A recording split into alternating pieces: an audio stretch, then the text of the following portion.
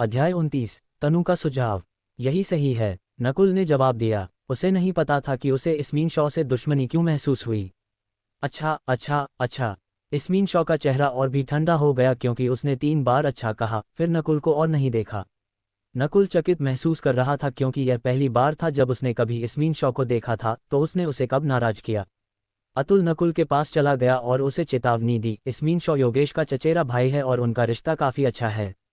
योगेश का चचेरा भाई, कोई आश्चर्य नहीं कि इस्मीन शॉ की उसके प्रति दुश्मनी थी। योगेश अभी भी अपनी चोट के कारण बिस्तर पर लेटा हुआ था। उसका चचेरा भाई होने के नाते इस्मीन शॉ जाहिर तौर पर बदला लेने वाला था। हालांकि अभी वे बाहर से दुश्मनों का सामना कर रहे थे। उन्हें पहले इसे निपटाना होगा और फिर आंतरिक मामलों पर चर्चा करनी होगी। मार्शल पद का 5वां रैंक। उदय ग्रिफिन की अभिव्यक्ति बदल गई, लेकिन जल्द ही ठीक हो गई। तो क्या अगर तुम 5वें रैंक के हो? एक शीर्ष चौथे रैंक वाले होने के नाते उसे 5वें रैंक वालों से लड़ने का अनुभव था। छोटा कीड़ा। इस्मीन शॉ उदय ग्रिफिन की ओर कदम कदम चला। हर कदम पर उसने लिया, उससे आने वाली ठंड बढ़ जाएगी। ठंड सिर्फ एक भावना नहीं थी, ये वास्तविक ठंड थी जो उसकी आंतरिक शक्ति से आई थी। तुम अभी अभी 5वें रैंक पर पहुंचे हो। मैं देखूंगा कि तुम अभी कितने मजबूत हो, उदय ग्रिफिन ने फुसफुसाया, लेकिन उसकी अभिव्यक्ति गंभीर थी। Metal arm. उदय ग्रिफिन ने अपनी अथाह शक्ति और आंतरिक शक्ति को अपनी बाह में डाल दिया और उसका पूरा शरीर एक बैल जैसा लग रहा था। उसका कौशल एक उच्च श्रेणी का था, जिसने उसे अपनी ताकत को एक हमले में संपीड़ित करने की अनुमति दी, जिससे वह अपने प्रतिद्वंद्वी को अभिभूत कर सके। नकुल ने देखा कि वार में कोई खामियां नहीं थीं, ये स्पष्ट था कि उदय ग्रिफिन उस पर आसान हो गया था। Snowing cold palm. इस्मीन शॉ के शरीर ने एक ठंडा आभा डाला, ठीक बर्फ की तरह। जैसे ही उसने अपनी हथेली के हमले का इस्तेमाल किया, उसके चारों ओर का क्षेत्र जमने लगा। ठंडी आभा ने नकुल के दिल को कूदने पर मजबूर कर दिया क्योंकि यह आंतरिक शक्ति बहुत मजबूत थी, ये लगभग दिनेश शॉ के जितनी मजबूत थी। जैसे ही उदय ग्रिफिन आगे बढ़ा, उसने एक अज्ञात बल को उसे रोकते हुए महसूस किया, जैसे कि वह कीचड़ में गिर गया हो। यह एक शुरुआती 5वें रैंक की आंतरिक शक्ति कैसे है, उदय ग्रिफिन ने सोचा। पाह! 2 हथेलियां एक साथ टकरा गईं। अपनी ताकत का उपयोग करते हुए उदय ग्रिफिन ने जबरन इस्मीन शॉ को एक कदम पीछे धकेल दिया। हालांकि उसके मुंह का कोना खून रिसने लगा। बर्फ की ठंडी ची उसकी रक्षा के माध्यम से बह गई थी और उसके शरीर में प्रवेश कर गई थी। ये कैसे संभव है? उसकी आंतरिक शक्ति 5वें रैंक के चरम पर पहुंच गई है। उदय ग्रिफिन ने अपने खून को जमते हुए महसूस किया। वह हिल नहीं सका। हे! इस्मीन शॉ ने उसे एक किक से उड़ा दिया और कोल्डली हंसा, सिर्फ इतनी ताकत और तुम नीरज शॉ को चुनौती देना चाहते हो? केवल मुझे ही उसे हराने का अधिकार है। भाई उदय। ग्रिफिन शिष्य उसकी मदद करने गए। मैं ठीक हूँ। उदय ग्रिफिन मुश्किल से बाहर निकलने में कामयाब रहा। यह उसके लिए भाग्यशाली था कि उसका शरीर मजबूत था। अगर यह कोई और होता तो वे कम से कम 1 महीने के लिए बिस्तर पर होते। इस्मीन शॉ, मैं मानता हूं कि तुम मजबूत हो, उदय ग्रिफिन ने अपने दांत पीसते हुए कहा, लेकिन तुम अभी अभी 5वें रैंक पर पहुंचे हो और तुम्हारी आंतरिक शक्ति इतनी मजबूत है, जिसका मतलब है कि तुमने किसी तरह का खजाना खाया है। लेकिन बाहरी मदद का क्या उपयोग है? जब तुम मेरे परिवार के शीर्ष प्रतिभाशाली सिद्धार्थ ग्रिफिन से मिलोगे तो तुम हार जाओगे। जब उन्होंने ये सुना तो नकुल और अन्य लोगों के पास विचारशील अभिव्यक्तियां थीं। इस्मीन शॉ की परिस्थितियां बहुत असामान्य थीं। वह भी अभी 5वें रैंक पर पहुंचा था और उसके पास इतनी शक्तिशाली आंतरिक शक्ति थी। जब नकुल ने इस्मीन शॉ का निरीक्षण करने के लिए अपनी बाईं आंख का इस्तेमाल किया तो वह निश्चित रूप से चौंक गया क्योंकि वह आंतरिक शक्ति बहुत मजबूत थी। उदय ग्रिफिन ने सही ढंग से विश्लेषण किया, इस्मीन शॉ ने कुछ खजाने का उपयोग किया होगा। क्या होगा अगर मैंने बाहरी मदद का इस्तेमाल किया? यह मेरी किस्मत है, ये स्वर्ग मुझे मदद कर रहा है। जब मैं इस ऊर्जा को परिष्कृत करना खत्म कर दूंगा और नीरज शॉ को हरा दूंगा तो मैं निश्चित रूप से सिद्धार्थ ग्रिफिन को चुनौती देने जाऊंगा। इस्मीन शॉ ने ठंडेपन से पलटवार किया। सिद्धार्थ ग्रिफिन, ग्रिफिन परिवार का शीर्ष आंतरिक शिष्य, भी सनफेदर सिटी के 4 महान प्रतिभाशाली में से एक था। नकुल ने उसका नाम पहले सुना था। जाहिर है, सिद्धार्थ ग्रिफिन चारों में से शीर्ष प्रतिभाशाली था और 1 साल पहले 5वें रैंक पर पहुंच गया था। वह नीरज शॉ से भी अधिक मजबूत था। चूंकि उदय ग्रिफिन हार गया, ग्रिफिन परिवार के शिष्य जल्दी से अपनी पूंछों के बीच अपनी पूंछों के साथ चले गए। इस्मीन शॉ ने 5वें रैंक तक पहुंचने के लिए केवल आधा साल का इस्तेमाल किया। मैं 10 दिनों के समय में मुख्य टूर्नामेंट के लिए बहुत उत्साहित हूं। इस्मीन शॉ लोगों का मुख्य फोकस था। जाहिर है, नकुल का प्रदर्शन बुरा नहीं था। एक सच्चे मार्शल कलाकार को हराने के लिए एक आधा कदम मार्शल कलाकार की ताकत का उपयोग करना। जाने से पहले इस्मीन शॉ ने नकुल को घूर कर देखा। नकुल ने उससे नहीं बचा और इस्मीन शॉ की आंखों में देखा। उसे विश्वास नहीं था कि इस्मीन शॉ अन्य सभी शॉ संप्रदाय के शिष्यों के सामने उस पर हमला करेगा। भले ही वह जीत नहीं सकता था, नकुल अभी भी भागने के लिए हल्के से तैरते हुए फेरी का उपयोग कर सकता था। मैं वही करूंगा जो तुमने किया। जब मैं तुम्हें टूर्नामेंट में चुनौती दूंगा तो हम मिलेंगे। मैं वही करूंगा जो तुमने किया। नकुल को ठंड महसूस हुई। उसने बाहरी शिष्यों के टूर्नामेंट में योगेश की बांह तोड़ दी थी। वही करना जो तुमने किया। मैं इसमीन शॉ का अर्थ बहुत स्पष्ट था। वापस जाते समय नकुल ने उसके बगल में अतुल से पूछा, वह चुनौतीपूर्ण बात क्या है जिसके बारे में उसने बात की। हर आंतरिक शिष्य टूर्नामेंट चुनौती देकर किया जाता है। हर प्रतिभागी एक निश्चित व्यक्ति को चुनौती दे सकता है, अतुल ने समझाया। क्या ऐसा भी हो सकता है? नकुल का दिल कस गया क्योंकि उसने इसमीन शॉ का अर्थ समझा। इसमीन शॉ ने पहले ही अपनी सारी योजनाएं बना ली थीं, वह खुद में बिल्कुल आश्वस्त था। हालांकि यह एक खुली योजना थी, फिर भी इससे बचना मुश्किल होगा। मेरी बांह तोड़ना चाहते हो? नकुल की अभिव्यक्ति ठंडी और ठंडी हो गई। मुख्य टूर्नामेंट तक केवल 10 दिन बचे थे। नकुल ने और भी कड़ी मेहनत से खेती की। हर रात वह एयर क्रॉसिंग ब्रीदिंग तकनीक में प्रशिक्षण लेकर अपनी आंतरिक शक्ति पर काम करता था। नकुल जानता था कि उसके और इसमीन शॉ के बीच की दूरी आंतरिक शक्ति में थी। जटिलता के मामले में एयर क्रॉसिंग ब्रीदिंग तकनीक एक शीर्ष स्तरीय उच्च श्रेणी की मार्शल आर्ट थी, जो लगभग चरम श्रेणी की मार्शल आर्ट श्रेणी तक पहुंच रही थी। ये कहा जा सकता है कि यह सभी शॉ संप्रदाय कौशल में से सबसे अच्छी मार्शल आर्ट थी। अगले दिन नकुल ने महसूस किया कि जब उसने बगीचे में प्रशिक्षित किया तो उसकी एंग्री ड्रैगन फिस्ट्स और भी अधिक परिपूर्ण हो रही थीं। नकुल की बाईं आंख ने शिष्यों के बीच कई दिलचस्प लड़ाइयों को दर्ज किया था और उन सभी का उपयोग अपनी एंग्री ड्रैगन फिस्ट्स को परिपूर्ण करने के लिए किया था। इसलिए नकुल की एंग्री ड्रैगन फिस्ट्स के पूर्णता तक पहुंचने के बाद शक्ति अभी भी धीरे धीरे बढ़ रही थी। उसकी ताकत अभी बाहरी शिष्यों के टूर्नामेंट में उसकी ताकत से दोगुनी से अधिक थी। क्या मैं अंदर आ सकता हूँ? बाहर से एक क्रिस्टल स्पष्ट आवाज आई। नकुल ने महसूस किया कि आवाज परिचित थी और उसने बाहर इंतजार कर रही एक बैंगनी कपड़े वाली लड़की को देखा। ये वह है। नकुल थोड़ा हैरान था। क्या मेरा स्वागत नहीं है? तनु की सुंदर बाहें थोड़ी झपकी, उसकी मुस्कान एक कमल की तरह थी, शुद्ध और निर्दोष। कृपया अंदर आएं। नकुल जल्द ही उसकी सुंदरता से उबर गया। तनु के अंदर आने के बाद उसने जल्दी से उसे अपनी यात्रा का बिंदु बताया। यह नकुल के साथ मुकाबला करने के लिए था। जाहिर है तनु पिछली बार नकुल से हारने के बाद थोड़ी अनिच्छुक थी। ठीक है, लेकिन चलो एक दूसरे को नुकसान न पहुंचाएं। नकुल ने जाहिर तौर पर उसे अस्वीकार नहीं किया, क्योंकि वह एकमात्र बाहरी शिष्य थी जो उसके साथ मुकाबला कर सकती थी। जल्द ही दोनों आंकड़े पूरे बगीचे में लड़ रहे थे। मुकाबला करते समय नकुल ने केवल चरम स्तर तक एंग्री ड्रैगन फिस्ट्स को धक्का दिया। तब भी उसने ऊपरी हाथ हासिल किया। एक अगरबत्ती को जलने में जितना समय लगा, उसके आधे समय के बाद तनु हार गई। उसकी सांसें अस्त व्यस्त थीं क्योंकि उसकी आंखें चमक उठीं। आपकी आंतरिक शक्ति बहुत जल्दी बनती है और हमला करती है। यह मुझे एक रहस्यमय और तैरती हुई भावना भी देता है। ये किस तरह की गुप्त तकनीक है? लड़ाई में नकुल ने अपनी आंतरिक शक्ति को तनु के समान स्तर पर नियंत्रित किया था। फिर भी नकुल की आंतरिक शक्ति ने अभी भी उसकी तुलना में अधिक दबाव बनाया। यह एयर क्रॉसिंग ब्रीदिंग तकनीक के कारण था। मैं थरी ब्रीथस तकनीक की खेती करता हूँ, एक उच्च श्रेणी की मार्शल आर्ट जो आंतरिक शक्ति पर केंद्रित है, फिर भी यह उसकी तरह मजबूत नहीं है। तारांकन तनु अपने दिल में हैरान थी। हे, यह मेरा विशेष कौशल है, मैं नहीं कहूँगा। नकुल धीरे से मुस्कुराया। नकुल की अस्वीकृति ने तनु को आश्चर्यचकित कर दिया, क्योंकि उसी उम्र के कई युवा उसके प्रस्तावों को अस्वीकार नहीं करते थे। उसकी आंखें घूम गईं क्योंकि उसने मुस्कुराते हुए कहा, तुम्हारे पास जाहिर तौर पर अभी भी कुछ खामियां हैं। अगर तुम्हें कुछ रुचि है तो हम एक सौदा कर सकते हैं जो हम दोनों को लाभ प्राप्त करने की अनुमति देता है। ओह, चलो इसके बारे में बात करते हैं। नकुल तुरंत दिलचस्पी लेता था। अध्याय 30, मेटल वॉल टेक्निक।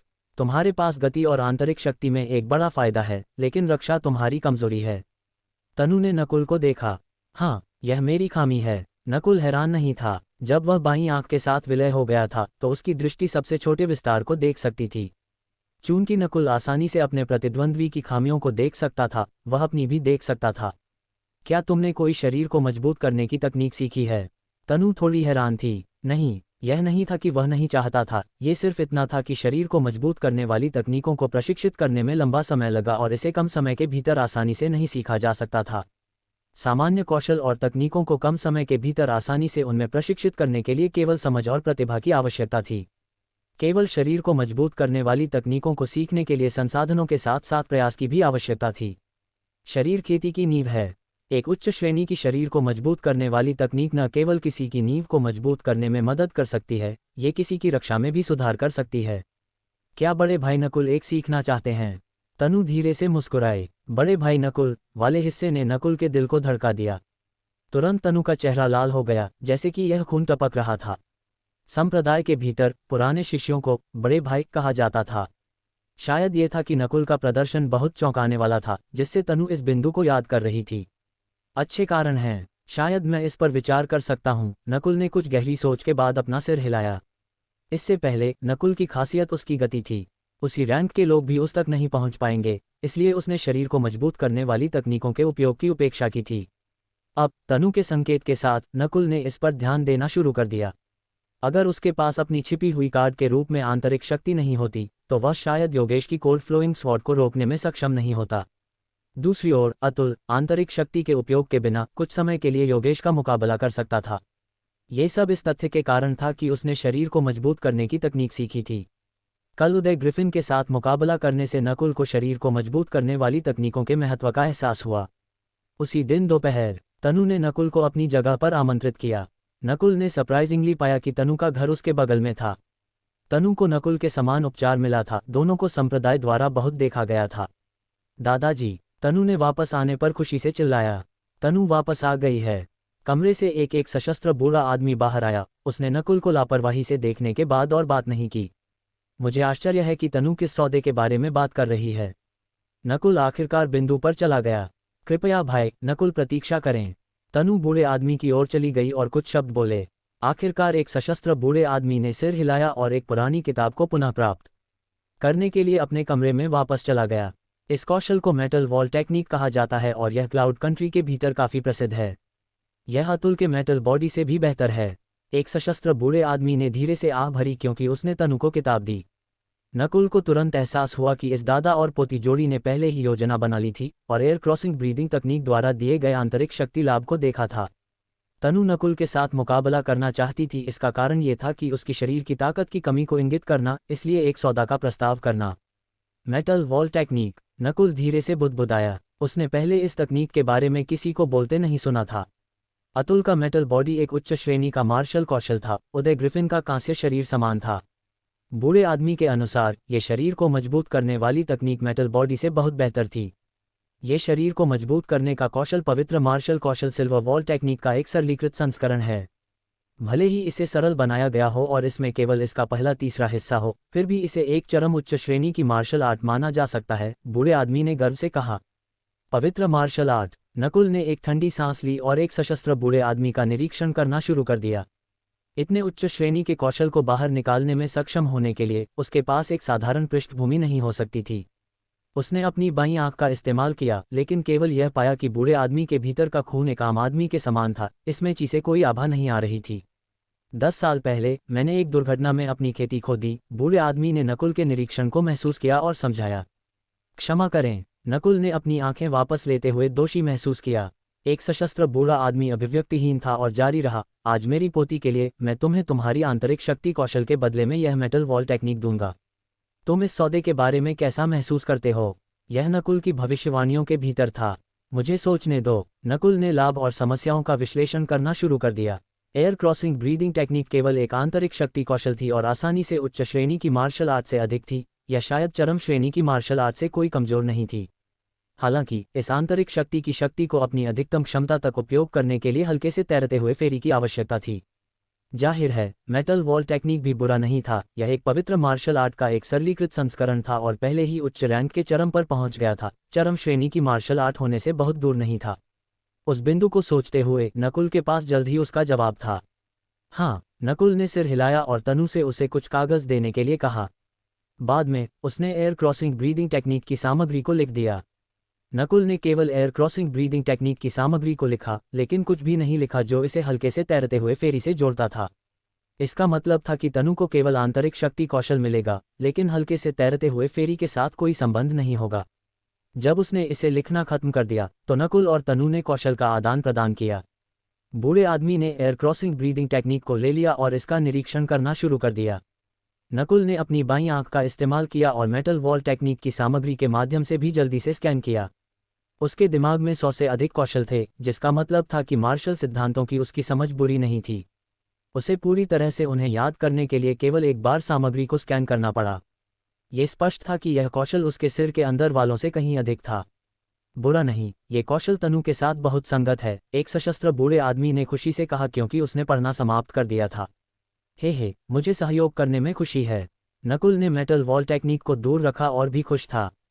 हालांकि नकुल के जाने से पहले वह खुद को रोक नहीं सका और पूछा, वरिष्ठ, आप बहन तनु को मेटल वॉल टेक्निक क्यों नहीं सीखने देते? बूढ़ा आदमी हंसा, तुम संप्रदाय के एक प्रतिभाशाली हो और तुम नहीं जानते। केवल मेटल वॉल टेक्निक नाम से ही कोई यह बता सकता है कि किसी की त्वचा धातु की तरह सख्त हो जाएगी, जिसका मतलब है कि यह महिलाओं के लिए उपयुक्त नहीं होगी। तनु की फुर्तीली और नर्म शैली तुम्हारी एयर क्रॉसिंग ब्रीदिंग टेक्निक के साथ अधिक संगत है, या नहीं तो मैंने इसके लिए मेटल वॉल टेक्निक का कारोबार नहीं किया होता। कोई आश्चर्य नहीं, नकुल ने अपना सिर हिलाया। मेटल वॉल टेक्निक वास्तव में महिलाओं के लिए उपयुक्त नहीं थी। तनु के एक मांसल महिला में बदलने की छवियों ने नकुल को कपकपी बना दिया। घर लौटने के बाद नकुल ने तुरंत मेटल वॉल टेक्निक में प्रशिक्षण देना शुरू कर दिया। सामान्य शरीर को मजबूत करने वाली तकनीकों को समझना आसान था। ये मेटल वॉल टेक्निक एक सामान्य तकनीक नहीं थी, हालांकि इसे समझना ही कठिनाई में अन्य उच्च श्रेणी की मार्शल आर्ट से कहीं अधिक था। हालांकि इसने नकुल को यात्रा नहीं दी, उसने धीरे से अपनी बाईं आंख का इस्तेमाल किया ताकि सामग्री को अपने दिमाग में विलय कर सके और उन्हें आगे पीछे खेला। उस रात नकुल ने मेटल वॉल टेक्निक के द्वार में कदम रखा। तकनीक में कुल 7 स्तर थे। पहले 3 स्तरों ने किसी की त्वचा को सख्त होने दिया। तीसरे स्तर पर पहुंचने के बाद किसी की त्वचा धातु की तरह सख्त होगी और तलवारों को रोकने में सक्षम होगी। ये कौशल अतुल के मेटल बॉडी से कहीं अधिक जटिल था। अतुल के मेटल बॉडी को तलवारों को रोकने के लिए किसी की ताकत को एक निश्चित बिंदु पर इकट्ठा करना पड़ा। चौथा स्तर किसी की हड्डियों को सख्त करने के लिए ची का उपयोग करना किसी की शक्ति को तेजी से बढ़ाने की अनुमति देता है। केवल किसी के शरीर से ही कोई हथियारों और आंतरिक शक्ति का मुकाबला कर सकता है। एक बार इस बिंदु पर पहुंचने के बाद पूरा शरीर एक धातु की दीवार की तरह मजबूत होगा। नकुल की आंखें चमकने लगी क्योंकि उसने कौशल को समझा। ये शरीर को मजबूत करने का कौशल किसी की शक्ति को बढ़ा सकता है। अगर मैं मेटल वॉल टेक्निक को चौथे स्तर तक खेती कर सकता हूं तो मेरे पास शीर्ष 3 तक पहुंचने का 70% मौका होगा, नकुल ने सोचा। 5वां स्तर, इस स्तर पर पहुंचने पर किसी का शरीर हथियारों को तोड़ सकता है। 6ठा स्तर, कोई भी मार्शल पद के 7वें रैंक से किसी भी हमले का सामना कर सकता है और घायल नहीं हो सकता है। 7वां स्तर, एक आदर्श शरीर जो अत्यधिक गर्मी के तहत पिघल नहीं जाएगा। अंतिम कुछ हिस्सों को पढ़ने के बाद नकुल चौंक गया। खासकर 7वें स्तर, ये लगभग एक अमानवीय डिग्री तक पहुंच गया था। जब भट्टियों में डाला गया और पिघल नहीं रहा तो वह किस तरह की अवधारणा थी? अगर तुम्हारा शरीर त्वचा, रक्त और हड्डी से बना था तो भी ये पिघल जाएगा जब एक भट्टी में उछाला जाएगा। अगर तुम मेटल वॉल टेक्निक को 7वें स्तर तक प्रशिक्षित कर सकते थे तो 9वें स्तर के तहत कोई भी तुम्हें नुकसान नहीं पहुंचा पाएगा। मुझे लगता है कि मुझे एक बड़ा सौदा मिला है। नकुल उत्साहित था क्योंकि उसने इस कौशल को प्रशिक्षित करने के लिए अपने प्रयासों को दोगुना कर दिया। चूंकि वह पहले ही आंतरिक शक्ति को समझ गया था और चौथे रैंक तक पहुंच गया था, नकुल की प्रशिक्षण गति बहुत तेज थी। मेटल वॉल के पहले स्तर तक पहुंचने में उसे केवल 1 दिन लगा। नकुल ने पाया कि पहले स्तर पर पहुंचने के बाद उसकी त्वचा वास्तव में मजबूत हो गई थी। हालांकि पहले स्तर पर पहुंचने के बाद उसने पाया कि उसकी सीखने की गति नाटकीय रूप से कम हो गई। नकुल ने अनुमान लगाया कि उसे दूसरे स्तर तक पहुंचने के लिए कम से कम 10 दिनों की आवश्यकता थी। मुख्य परिवार टूर्नामेंट शुरू होने तक 10 और दिन हैं, नकुल ने सोचा। उसने तब मेडिसिन मंडप में वापस जाने और कुछ बॉडी स्ट्रेंथनिंग पाउडर खरीदने का फैसला किया। बॉडी स्ट्रेंथनिंग पाउडर के प्रत्येक पाउच की कीमत 2000 चांदी थी और इसका उपयोग केवल 3 बार उसकी शरीर को मजबूत करने की कौशल गति को बढ़ाने के लिए किया जा सकता था। नकुल ने अपने दांत पीसते हुए 3 बैग खरीदे, 6000 चांदी का उपयोग किया। बाकी चांदी के साथ उसने एक एयरपिल खरीदा जिसकी कीमत भी 6000 चांदी थी। हर कोई जानता था कि एयरपिल का प्रभाव आंतरिक शक्ति की मात्रा को बढ़ाना था जिसे कोई भी स्टोर कर सकता था। नकुल ने अपनी आंतरिक शक्ति की खेती करना कभी नहीं भूला। बॉडी स्ट्रेंथनिंग पाउडर के 3 पाउच और एक एयरपिल ने नकुल की सारी बचत खर्च कर दी। घर लौटने के बाद नकुल ने तुरंत बॉडी स्ट्रेंथनिंग पाउडर का एक पाउच खोला और दवा में भिगोते हुए मेटल वॉल टेक्निक की खेती करना शुरू कर दिया। एक गर्म भावना उसके शरीर के भीतर आग लगाना शुरू कर दिया क्योंकि वह दवा में भिगो गया था। जैसे जैसे समय बीतता गया, एक उग्र भावना उसके शरीर में डूबना शुरू हो गया। अचानक एक अजीब लेकिन परिचित आवाज सुनाई दी, तारांकन पे तारांकन। नकुल की बाईं आंख की गहराई ने गर्मी के सिजल जारी करना शुरू कर दिया जो दवा के साथ विलय हो गया। हुटिल्ड, एक विचित्र गर्म भावना उसके शरीर के भीतर प्रतिध्वनित हुई और उसकी प्रशिक्षण गति में वृद्धि हुई। नकुल चौंक गया था, लेकिन दवा के भीतर ऊर्जा को अवशोषित करने में कोई समय बर्बाद नहीं किया।